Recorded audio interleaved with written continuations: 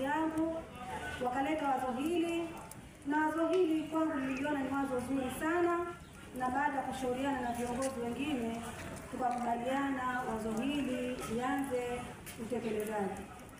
Lakini niwakumbushe wanachama, hivi sasa tunaelekea katika uchaguzi mkuu.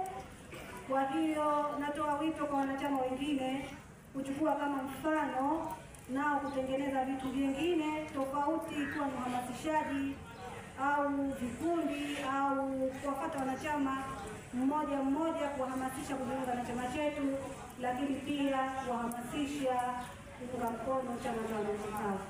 Na kwa taarifa zilizopo hivi sasa tayari tumeshavuna wanachama 612 mpaka kufikia mchana huu, ambao wametokana na jitihada zenu wanachama. Na huu si wakati wa kulaumiana, ni wakati wa kufanya kazi. Kama mwenzako ameleta kwa wanachama 10, sema mimi nitaleta 15 badala ya kuanza kulaumiana. Na ndio maana tumeandaa watoa mada hapa kwa ajili ya kutoa mada ya umoja na mshikamano. Sasa huu ni mfano wa umoja na mshikamano. Mheshimiwa, sisi hapa hatujaja kwa ajili ya kufanya kampeni, na kile mada mnajisikia, na hakuna haja hasa kufanya kampeni, kwa sababu nani haoni kama barabara mbovu? Nani haoni kama huduma za afya ni za gharama na wananchi wa kawaida hawamudu?